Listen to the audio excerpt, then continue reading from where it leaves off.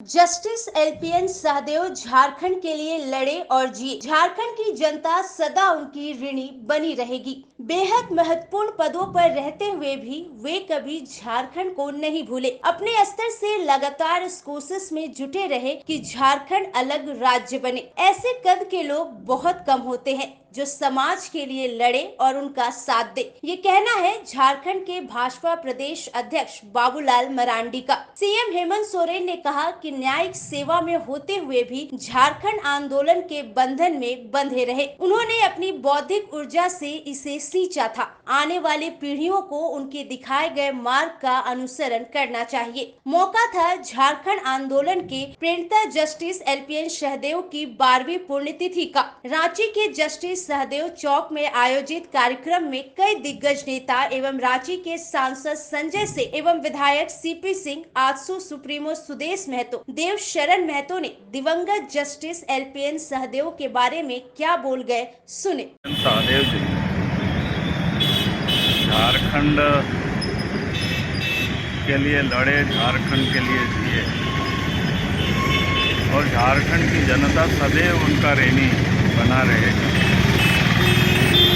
लेकिन महत्वपूर्ण पदों पर रहते हुए भी झारखंड को उन्होंने कभी नहीं भूला और अपने स्तर से उन्होंने लगातार अलग झारखंड राज्य बने, उसके लिए उन्होंने लगातार प्रयास करते रहे।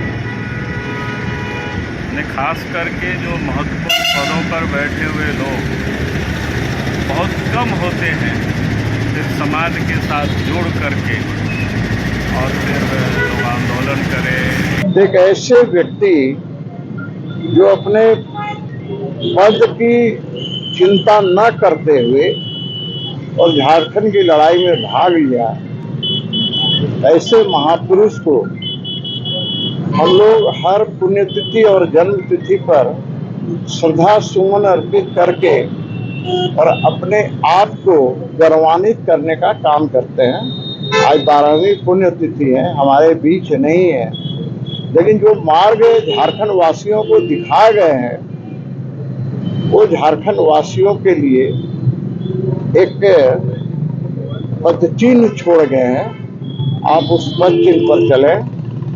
हमको पूरी तरह मेरे मानसिक पटल पे सब कुछ याद है, कैसे उन्होंने अलग राज्य के लिए एक बिगुल फूंका, अलग राज्य के समर्थन में आ गया है और उनकी सोच थी कि झारखंड अलग राज्य बने। अलग राज्य बनकर यह राज्य सर्वोच्च भारत के उस श्रेणी में आए जहां रोजगार हो, जहां नौजवान आगे आए।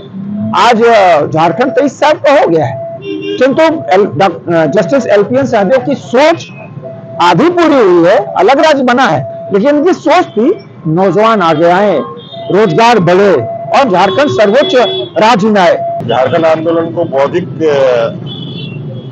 पहचान देने के लिए और बौद्धिक रूप से जनमानस को तैयार करने में इनकी भूमिका हमेशा अग्रणी रही है और सभी लोग इनको इसी रूप में याद करते हैं। एक माटी के पुत्र का इतना बड़े ओहदे तक जाना और झारखंड के प्रति उनका समर्पण है, हमेशा हम सभी लोग के लिए कृतज्ञता व्यक्त करने का अवसर देता है और आज उसी अवसर पर हम आज आप यहाँ पर पधारे हैं, पुण्यतिथि पर क्या कुछ कहना है? देखिए, उस जमाने हम लोग जज साहब का नाम नहीं लेते थे, जज साहब कहते थे खाली। जज साहब का मतलब समझ लीजिए, यही जज साहब, दूसरे जज साहब नहीं होते थे हम लोगों के लिए। झारखंडियों के नौकरी में थे तो भी चिंता झारखंड के लोगों की उनकी होती थी। अपना कर्तव्य निभाते थे एक जज के रूप में, लेकिन चिंतित रहते थे।